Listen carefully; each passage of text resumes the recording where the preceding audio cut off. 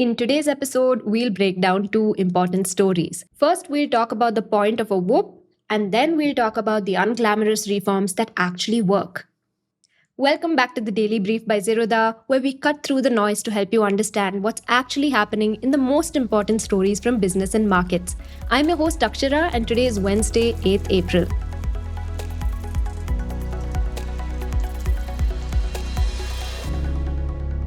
Coming to the first story. So last week, Whoop raised $575 million at a $10 billion valuation. We generally don't like talking about valuations, but we'll make an exception because it's something we're personally interested in. One of our writers, Krishna, has been using an Apple Watch for about a year, works out regularly, and has been reading about health wearables for a while. For months, he's been on the fence about getting a Whoop. Not that he doubts that it tracks things, he just keeps asking himself if there's a point to having all that data. That, it turns out, is perhaps the most fundamental question you can ask about this industry right now, more perhaps than we realized at first. So here's what Krishna found digging through this rabbit hole. Our story starts with Fitbit. So Fitbit launched their first device in 2009, and this was a small clip you could wear on your waistband. It would count the steps you took and tracked your sleep. It was a hit. There were pedometers before this, but nobody had done it like this before. Not well, anyway. Revenue grew from about $5 million in 2010 to $745 million by 2014. By the time they went public in June 2015, they held over a quarter of the entire global wearables market, shipping 21 million devices that year. For a company that essentially made a glorified pedometer, that was a remarkable position. And then two things hit them simultaneously. One, Apple launched the watch. Here was a device that did everything Fitbit did, but also handled your calls, messages, and payments. And it kept getting better with every software update. Xiaomi entered from the other direction with the Mi Band doing the same basic fitness tracking for under $15. Fitbit was crushed in the middle. According to IDC's Worldwide Wearable Device Tracker, by 2017, Xiaomi and Apple had entirely supplanted Fitbit from the top of the market. Fitbit's SEC filing for FY 2017 shows its revenue falling from $2.17 billion to $1.61 billion in a single year. Even the units it sold dropped from 22.3 million to 15.3 million. But the intense competition was only part of the story. There was also a deeper failure. So over those years, Fitbit had accumulated health data from tens of millions of people. By 2016, with the Charge 2, they could even measure heart rate variability, the millisecond variation between heartbeats that tells you how much your body has really recovered from stressful activity. But they never built the layer that turned any of that data into something personalized and meaningful. They showed you a nightly number, and they could tell you how many hours you slept, for instance, but not what it meant for your body specifically or what to do about it. As a Harvard Business School analysis puts it, Fitbit never built an ecosystem around itself, and once cheaper devices could do the same counting, there was no reason for anyone to stay. All that data simply sat there for years, unused. Google bought the company in 2021 for $2.1 billion, less than a quarter of its peak, and has been winding it down ever since. So the Fitbit saga left one question open. Did any of this actually matter, or was it just collecting vanity metrics? That is the question Apple Watch answered first. So the Apple Watch is a fitness wearable, but it isn't just that. It's the Swiss knife of wearable technology. Calls, messages, payments, navigation, and fitness tracking all in one device. You couldn't beat it if all you offered was fitness tracking. But what Apple Watch did for this story is bigger than the competition. In September 2018, they launched the Series 4, and this came with something that had never existed in a consumer product before: FDA clearance for ECG recording and atrial fibrillation detection. So atrial fibrillation is a heart rhythm disorder which significantly raises stroke risk. A large number of people carry it without any symptoms at all. The Apple Heart study, run with Stanford Medicine and published in the New England Journal of Medicine, enrolled over 400,000 participants and proved that a device on your wrist could detect it before you felt anything. And that settled the question. A consumer wearable could do something genuinely medical, and the ambition of preventative health monitoring was no longer theoretical. But the Apple Watch was still a generalist device. Health was one feature among dozens. This opened the room for specialists. If a company could offer specialized health intelligence as the whole product, it could open a new niche. And this is what Whoop and Aura brought to the picture. Now, Whoop was founded in 2012 in Boston by Will Ahmed, a Harvard squash captain obsessed with one question: why do equally trained athletes recover at such different rates? He spent years with the medical literature and finally landed on heart rate variability as the answer. You couldn't get this from a single reading. You needed to study patterns over months. Your personal baseline, what normal looks like for your body specifically, and how your body behaves when something is starting to shift, often days before you actually feel it. This became the basis for his first commercial product, launched in 2016 at $500. But in 2018, Whoop made a decision that changed the business. They stopped selling the device. Instead, they gave it away for free with a $30 a month. The device, after all, was just a sensor. What made it valuable was their health intelligence, which only gained value as you spent time with the band. Within 6 months, the platform learns your baseline, and after a year, it knows exactly how your body responds to poor sleep or overtraining. Walk away and you lose all of that. According to disclosures, Whoop has now accumulated over 24 billion hours of physiological data from its members. Aura worked on the same logic but built it into a ring. The Finnish company was founded in 2013 and launched via Kickstarter in 2015. It got an early credibility boost when Stanford Research Institute independently validated its sleep tracking accuracy without any tie-up with Aura. And then during COVID, the NBA used Aura rings in their bubble to monitor player health. A UCSF study showed the ring could detect infection before symptoms appeared, and that was when it went beyond a sleep tracker. Today, Aura has sold 5.5 million rings and has raised $900 million at an $11 billion valuation. Amazon entered this market in 2020 with the Halo band, and it came with unlimited capital, global distribution, and Alexa built in. But it shut the project down in 2023 because, after all, building a sensor isn't hard. But building models trained for years on millions of people's physiological data is. That accumulated data also started attracting a very different kind of attention. Now, these devices are legally classified as wellness products and not medical devices. And that isn't a trivial difference. Under US law, a product that encourages healthy behavior but steps clear of clinical claims can largely avoid FDA oversight. The moment you claim your device can diagnose or prevent a disease, you become a regulated medical device. And that obliges you to run clinical trials, seek pre market approval, and wade through years of process. And so the entire industry has been trying to get as close to that line as possible without crossing it. Now, this came to a head in a clash between Whoop and the FDA last year. In April 2025, Whoop received FDA clearance for its ECG feature. But in July 2025, the FDA sent Whoop a warning letter. It may have approved Whoop's ECG tracker, but its blood pressure monitor still made it a medical device that lacked FDA clearance. It went so far as to call the product both adulterated and misbranded. Whoop's founder Will Ahmed went on CNBC and publicly refused to remove it, arguing it was a wellness feature and not a medical device. The standoff lasted until January 2026, when the FDA updated its own guidelines, effectively moving the line in Whoop's direction. Now, whatever this regulatory back and forth might indicate, the company sure draws a lot of medical investors. Now, Whoop's recent round includes Abbott Laboratories, the company that makes the Freestyle Libre, the continuous glucose monitor prescribed to diabetics worldwide, and Mayo Clinic, one of the most respected hospital systems in the world. Dexcom, which makes another dominant glucose monitor, participated in Aura's 2024 fundraise and announced a product integration through which both devices share data. Now, these are not fitness investors. They are medical device companies and hospital systems, and they're betting on a specific future that continuous health monitoring becomes the standard front door to preventative healthcare, and that they're inside the platforms that get there first.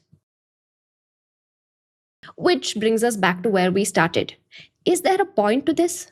For one specific thing, definitely. The Apple Heart study proved across 400,000 participants that a consumer wearable could catch atrial fibrillation before it caused serious harm. A separate study in the American Heart Association's journal Circulation confirmed similar results. That evidence is real and peer-reviewed. But beyond that, things are complicated. An independent study that tested Apple Watch, Whoop, Oura, Garmin, and Polar simultaneously against clinical grade sleep monitoring equipment found that even the best consumer device correctly classified sleep stages around 65% of the time. Now, classifying sleep stages from a wrist sensor is genuinely hard, and they can only claim to give estimates. But it's important to remember that there's a major difference between an estimate and a clinical measurement. But the question we began with isn't whether these wearables measure things, it's whether there's a point to measuring things. So, do they actually change behavior? It isn't clear that they do. A systematic review of clinical trials found no evidence of continued behavior change beyond the original study period.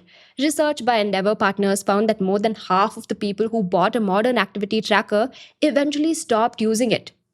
Knowing your recovery score is red only matters if you actually do something about it. But most people, it appears, don't. At least not consistently over the long term. So, in the first generation of wearables, companies sold sensors. The industry matured from there, and companies like Whoop and Aura started selling intelligence instead. They learned how your body worked over time and fed insights that get more accurate with time. We know for a fact that these can catch some major risks. But what we haven't seen yet is the other side of the equation, where ordinary people change how they live at scale. In India, at least, that won't change anytime soon. We need such services, and according to the Indian Council of Medical Research, non communicable diseases now account for 61.8% of all deaths in our country, led by cardiovascular disease. But most Indians are simply nowhere near the price points these devices come at. But what about a single Indian, Krishna? Well, he still doesn't know if he's getting a whoop. If you prefer reading the daily brief instead of watching the video, check out the link to the newsletter in the description. Coming to the second story. So, until recently, if you had unclaimed shares or dividends sitting with a company, getting them back was a nightmare. The Investor Education and Protection Fund Authority, or IEPFA, was set up in 2016 precisely for this, to hold unclaimed corporate shares and dividends and return them to their rightful owners. Simple enough in theory, but in practice, the process involved 25 steps spread across 3 separate web portals. One portal handled the application and approval, a second, run by the depositories, handled the actual share transfer, a third handled dividend payments. Now, these 3 portals didn't talk to each other. Information had to be manually re entered at every stage and cross checked multiple times. A single data entry mistake at any point could send the claimant back to square one. Resultantly, by March 2025, the IEPFA had accumulated a backlog of approximately 51,000 applications, and the claimants were waiting close to 3 years to recover what was rightfully theirs. Many gave up while others paid commissions to intermediaries just to navigate the system. When the Economic Advisory Council to the PM, or EAC-PM, started researching this in early 2025, they mapped out the actual process and found that the biggest problem was also the most obvious one. The 3 portals operated in silos. Each segment was digitized on its own, but the absence of integration defeated the very purpose of going digital. Now, the fix was straightforward: integrate the portals, eliminate the redundant data entry, and make share transfers and dividend payments happen in parallel instead of sequentially. The results have been dramatic. Between April and September 2025, IEPFA was approving about 850 applications a month. After the new integrated system went live, that number jumped to over 9,100 a month. The monthly rate now matches what used to be the annual rate. What earlier took up to 2 years after approval now gets done in days. And at this pace, the entire accumulated backlog will be cleared within months. Now, this isn't a new law or institution. Unlike broad-based policies designed from the top down, the appreciation of the IEPFA story comes from what a simple fix it really is. It's what Sanjeev Sanyal, an EAC-PM member, calls a process reform, which fixes something that existed. Now think about what actually fixed the IEPFA. Nobody passed a new law or created a new regulator. Somebody mapped how the system actually worked, asked why 3 portals didn't talk to each other, and integrated them. With one coordination fix, a 3-year wait turned into a 3-day wait. So when we think about economic reforms, we tend to think big. The 1991 liberalization, GST, the Insolvency and Bankruptcy Code, and so on. These are structural reforms that reshape the architecture of an economy. Process reforms, though, are different. They're the small, targeted fixes to how the government actually operates on the ground. They're simple corrections to existing architectures, and unlike big bang reforms, they're far cheaper to execute. Now, India's headline structural reforms are mostly done or already underway. But what could unlock the next leg of growth is fixing hundreds of broken processes across the government. The Economic Survey 2020-21 explains why there are so many broken processes to fix. Cross-country comparisons show that India actually does well at having rules and regulatory standards and following due process.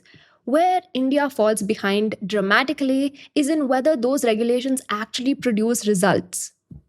And more rules don't help. It's really difficult to write rules that anticipate every possible future scenario. Any such attempt adds complexity, and complexity only creates ambiguity. Every ambiguity, in turn, becomes a judgment call, which only leads to more discretion. And that creates huge, uneven variance in outcomes that are related to a single rule set, and it becomes nearly impossible to enact these rules uniformly. So, the Economic Survey found exactly this when, for instance, it looked at construction permits across Indian states. States with more elaborate regulatory requirements for granting permits didn't have more, but rather less predictable timelines. The more boxes an applicant had to tick, the more divergence existed in the experiences of each firm in getting a permit. In many ways, the rules made it feel like a lottery. But the solution, Sanyal argues, isn't deregulation or removing the government from things it shouldn't be doing. It's process reform, which is getting the government to do things it should be doing, but better. And the case studies from India show just how powerful this can be. Closing a company has gone from 1,570 days to 60 days. The first case relates to how a corporation is closed in India. Before 2024, it used to take 1,570 days to voluntarily close a company in India, even when there was no dispute, no litigation, and all paperwork was in order. For comparison, Singapore does it in about 12 months, while Germany took 12 to 24 months, and the UK did it in 15. So when the ESEPM mapped the actual process, they found the delays weren't caused by some deep structural flaw. Over 2/3 of the days were eaten up waiting for clearances from income tax, provident fund, and GST departments. But even before that, there was a more mundane bottleneck. The registrar of companies had to publish closure notices in newspapers, and because publication was expensive, ROCs would wait until they had enough cases to batch publish in one go. There were also no fixed timelines and no cap on how many times they could demand document resubmissions. The fix arrived in stages. First came an administrative push to publish notices weekly or fortnightly instead of waiting, and this alone cut average processing time from 499 days to 195 days. Then, in 2023, the Ministry of Corporate Affairs set up CPACE, a centralized, faceless, one-window portal, and that set fixed timelines for every step with nodal officers identified in each department and resubmission requests capped at 2. As a result, average processing time dropped to 60 days by 2024-25. Over 38,000 companies have been struck off through CPACE since May 2023. The second case study relates to India's patents. India's patent office used to be one of the slowest in the world. Average pendency was around 5 years, the highest among major economies. The problem wasn't the patent law itself, but capacity. India had roughly 900 staff processing patent applications, while China had 13,700 and the US had 8,100. So a few years ago, examiners were added at the junior level. But that just shifted the bottleneck as applications cleared the first examination faster, only to pile up at the senior controller level waiting for final disposal. The real fix required tripling overall capacity, adding senior staff, cutting fees by 80% for startups and MSMEs, and mandating e-filing. The outcome was a 17-fold surge in patent grants from approximately 6,000 in FY15 to over 100,000 in FY24. The last case study is about India's welfare distribution. So India's welfare system had a delivery problem. For every 1 rupee of income transfer to the poor, the government spent rupees 3.65. That meant 1 rupee of budgeted subsidy was worth only 27 paise to the actual beneficiary. About 58% of subsidized food grains under the public distribution system were lost to identification errors, duplicate beneficiaries, and middlemen, never reaching the intended recipient families. So to fix this, the government triangulated 3 things that mostly already existed: Aadhaar or unique ID, Jan Dhan, which is no-frills bank accounts, and mobile linking. Benefits were routed directly to Aadhaar linked bank accounts, cutting out intermediaries entirely. The direct benefit transfer system has since saved an estimated rupees 3.48 lakh crore, weeded out 42 million fake ration cards, and expanded coverage 16-fold. Similar patterns show up wherever you look. The government e-marketplace or GEM brought transparency to public procurement, cutting average prices by 15 to 20% and making them comparable to Amazon and Flipkart. Telecom regulations for the IT BPO sector was slashed from 40 pages to 5, scrapping registration requirements and allowing work from home. In fact, 92% of companies surveyed by NASSCOM said compliance burden dropped due to this. Now, there's a recognizable pattern in how these bottlenecks are identified and fixed. But the scale of remaining friction in India's system is enormous. For instance, India's courts have 55.8 million pending cases. The judge to population ratio is 21 per million. In comparison, the US has 150 per million. The government itself is the biggest litigant, responsible for roughly half of pending cases, and the Income Tax Department loses 73% of its own cases at the Supreme Court and 87% at high courts. Yet, it continues to file appeals as a matter of routine just because no official wants to exercise the discretion to not appeal. Tax litigation alone has over 5.4 lakh appeals pending before commissioners of income tax, with disputed demands exceeding rupees 16.75 lakh crore locked up in procedural limbo. India's compliance ecosystem remains extraordinarily dense. A 2025 study found that manufacturing MSMEs face 1,450 plus regulatory obligations annually, maintain 48 different registers, and spend approximately rupees 13 to 17 lakh per year on compliance. And land, where over 60% of all Indian litigation originates, still runs on a deed registration system inherited from the Registration Act of 1908, where buying property doesn't actually guarantee you own it. Each of these could be a process reform waiting to happen. The question is whether the approach that turned year-long waits into days can be institutionalized and scaled across various arms of the government. Now coming to the tidbits. Google is set to break ground on April 28th on what would be the single largest foreign direct investment in Indian history, a $15 billion 1 gigawatt data center hub spanning 3 campuses across 600 plus acres near Visakhapatnam, targeted for completion by July 2028. Coming to the next tidbit. Biocon Biologics, already a leading global supplier of biosimilar insulins, is now pushing into the fast-growing GLP-1 market, with drugs like Ozempic and Mounjaro arguing that its existing insulin R&D, manufacturing, and prescriber relationships give it a foundation similar to the one Novo Nordisk and Eli Lilly built before dominating that space. Coming to the final tidbit. Saudi Aramco has set Arab Light crude prices for May sales to Asian refiners at a record premium of $19.5 per barrel over regional benchmarks, as Iran's near closure of the Strait of Hormuz disrupts Gulf oil flows, though the figure came in well below the $40 premium many traders had anticipated. That's all the news I have for you. Thank you so much for watching, and see you in the next one. Disclaimer: this content is for informational purposes only. None of the stocks, brands, or products mentioned are recommendations or endorsements.